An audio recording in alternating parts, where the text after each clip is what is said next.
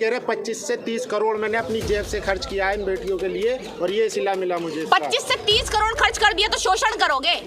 25 से 30 क्या 100 करोड़ भी खर्च कर दिया तो लड़की आपकी हो गई, आपकी मतलब जागीर हो गई वो। आप उसको रख लो, आप उसके साथ शोषण कर दो, आप उसका बलात्कार कर दो। बड़े बड़े प्लेयर्स या बहुत छोटे छोटे प्लेयर्स जो भी आते हैं ये उनका शोषण करता है।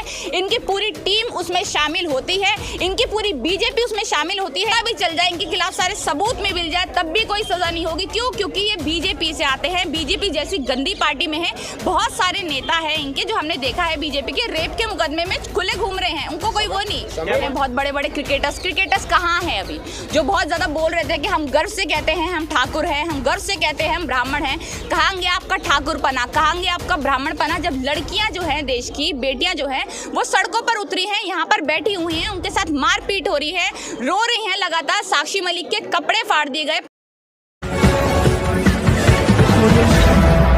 भूषण कह रहे 25 से 30 करोड़ मैंने अपनी जेब से खर्च किया है इन बेटियों के लिए और ये सिला मिला मुझे। 25 से 30 करोड़ खर्च कर दिया तो शोषण करोगे? 25 से 30 क्या 100 करोड़ भी खर्च कर दिया तो लड़की आपकी हो गई, आपकी मतलब जागीर हो गई वो। आप उसको रख लो, आप उसके साथ शोषण कर दो, आप उसका बलात्कार कर दो। मतलब 25-30 करोड़ खर्च करने वाला ये थोड़ी ना है कितने भी करोड़ खर्च करो, हमें उससे मतलब ही नहीं है। आपने उनका शोषण किया है।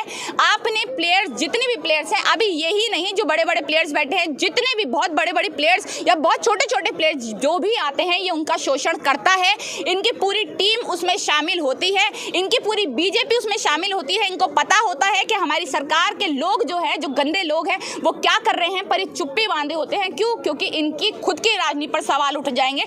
अगर देखिए, अगर कुछ हो गया, अगर इनको सजा मिल गई, इन्होंने सजा दिलवा दी उसको, तो इनका बीजेपी का नाम बदनाम हो जाएगा ना। पर अभी चुनाव है 2024 में, बदनाम तो हो नहीं सकते, तो सजा तो दिलवा कर रहेंगे ही नहीं। सेना इनके समर्थन है ब्रिजभूषण। अरे करनी सेना है क्या? करनी सेना की क्या औकात है? करनी सेना क्या है? मतलब सुशांत सिंह राजपूत हो गया या फिर कोई भी हिंदू ब्राह्मण इनका मर जाएगा उसके लिए आकर खड़े हो जाएंगे, क्या है उसकी औकात? कुछ भी नहीं है।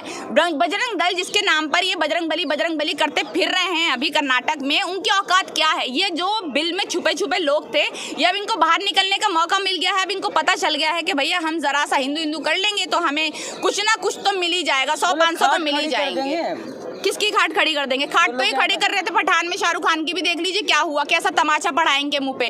तो अगर ये खाट खड़ी करने वाली, चने बिकवाने वाली बात कर रहे हैं तो इनको ये पता है कि हमारी औकात कुछ नहीं, और ऐसे बयानबाजी करते रहेंगे, बड़ी बयानबाजी। मैडम कहा जा रहा है कि आंदोलन जीवी हाईजेक कर लिया है पहलवानों को धरने। गैंग आ गया। अच्छा, कौन सा गैंग है आप ये बताइए? बेचारे अलग अकेले बैठे हैं। अगर हाईजैक किया है किसी ने, कौन सा नेता है यहाँ पर जो अपनी राजनीति चमकाने आ रहा है? कोई भी नहीं आ रहा ना, बेटियों के लिए ही तो आ रहे हैं। अगर देश का राजनेता, देखिए राजनीति जो है ना, अगर राजनीति में आप है तो आपको राजनीति करनी पड़ेगी, आप है ही उसमें। अगर आप राजनीति करेंगे, अगर मैं पीएचडी की स्टूडेंट हूँ तो मुझे पढ़ना है ना, जिस सब्जेक्ट पे मैं काम कर रही हूँ उस पर मुझे पढ़ना है, उस पर रिसर्च करना है।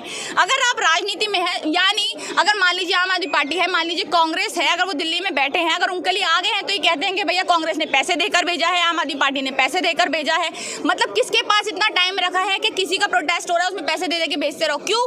क्योंकि ये लोग खुद ऐसे हैं, खुद जो है अपने जो सड़े हुए भक्त हैं, टुच्चे मुच्चे से भक्त, उनको 100 रुपए देकर जेब में भेजते हैं, उनको जरा सा खाना खिला देते हैं, वो भगवाधारी झंडा लहरा देते हैं, तो सोचते हैं कि सारी पार्टीज यही काम करती है। पर पार्टीज जो होती है वो काम पर काम करती है, जो उनके मुद्दे हैं उस पर काम करती है। ये नहीं कि हाँ भैया भगवाधारी झंडा लहरा दिया, किसी के राम मंदिर के ऊपर बात कर दी, बजरंग बली के ऊपर बात कर दी तो काम हो गया। देश की बेटियों के ऊपर भी काम करना पड़ेगा। मैडम पॉस्को एक्ट लगने के बाद भी गिरफ्तारी नहीं हुई, क्या लगता है ब्रिजभूषण कानून से भी ऊपर है?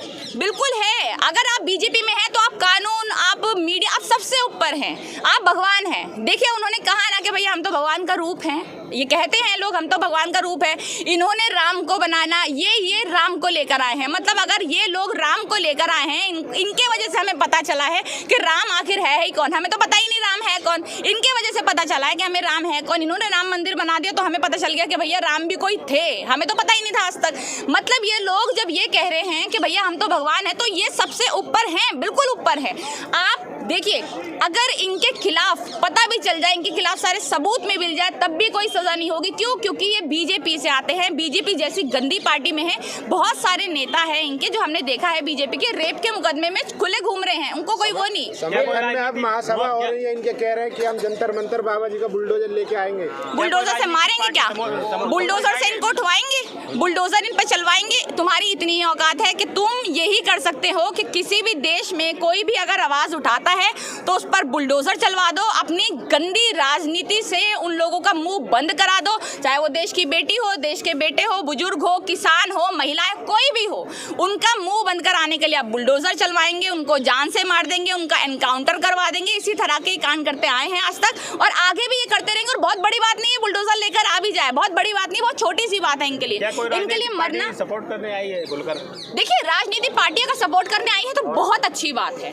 अगर केजरीवाल यहाँ पर आ रहे हैं, अगर सोनिया गांधी और प्रियंका गांधी यहाँ पर आ रही है तो बहुत अच्छी बात है। अगर राहुल गांधी कोई भी यहाँ पर अगर शामिल होता है तो बहुत अच्छी बात है। अगर दूसरी पार्टियां जो समर्थन नहीं करेंगी तो आखिर कौन समर्थन करेगा भाई? क्रिकेटर्स तो इनका समर्थन कर नहीं रहे, जो इनके खुद के जो गेम्स प्लेयर हैं बड़े बड़े, वो इनके समर्थन में नहीं है, तो किसी को तो समर्थन करना पड़ेगा ना। स्मृति ईरानी को जो है प्रियंका गांधी नमाज पढ़ते नजर आई थी, लेकिन ये बेटियां कुछ दूर पे बैठी हुई उनके आवाज से नजर नहीं उनको नजर नहीं आएंगे। मैंने बोला ना, कांग्रेस के टाइम पे उनको सब कुछ नजर आ जाता है, पर अगर उनकी अपनी बेटियां हैं, देखिए देश की बेटी के साथ बलात्कार हो, देश की बच्ची के साथ बलात्कार हो जाए, उनको जलाकर मार दिया जाए, उनके साथ घरेलू हिंसा कुछ भी हो, उनको देखिए हमने काफी सारे केस देखे कि लड़कियां डर डर के जो ओला होती है, उबर होती है, उनसे कूद गई, उनसे मर गई। क्यों? क्योंकि लड़कियां सेफ नहीं है, उनको सेफ फील नहीं होता। उसके ऊपर कोई सवाल नहीं उठाएगा, उसके ऊपर कोई बात नहीं बोलेगा।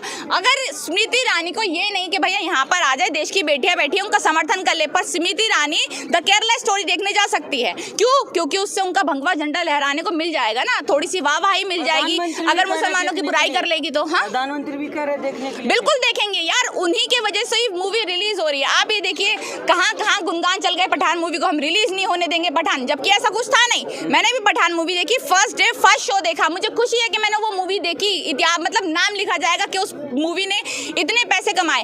पर अगर आप उस मूवी का विवाद कर रहे हैं तो द केरला स्टोरी में जब 32,000 झूठ बोला गया कि 32,000 लड़कियों के साथ ऐसा हुआ है, फिर 32,000 से उनके डायरेक्टर प्रोड्यूसर 3 पर आ गए कि भैया 3 लड़कियों के साथ ऐसा हुआ है। अगर इस तरह की बातें आप कर रहे हैं, उनके पास तो खुद के पास सबूत नहीं है। काफी सारे नेताओं ने ये कहा है कि हम 10-10 करोड़ रुपए देने के लिए तैयार है, एक लड़की ले आओ जिसके साथ ऐसा हुआ है। उनके पास दिखाने के लिए नहीं है कि हाँ भैया ऐसी भी कोई लड़की है जिसके साथ उनको ISIS में शामिल कर दिया गया हो। केरला स्टोरी में इतना झूठ दिखाया गया है। और देखिए केरला मतलब केरला एक ऐसी जगह है जहाँ पर हिंदू मुसलमान का कोई विवाद ही नहीं है। वहाँ पे मुसलमानों की संख्या इतनी बड़ी है, क्रिश्चियंस की संख्या इतनी बड़ी है, वहाँ पर आखिर आप हिंदू हिंदू कर क्या साबित करना चाहते हैं? वहाँ तो हिंदू है भी नहीं, वहाँ तो मुस्लिम है, मुस्लिम की बहुत बड़ी आबादी है, वहाँ पर क्रिश्चियंस रहते हैं। वहाँ पर आप देखिए, मेरे मम्मी पापा थोड़े टाइम पहले ही केरला गए थे और उन्होंने बताया कि वहाँ का माहौल इतना अच्छा है, इतना बेहतरीन है।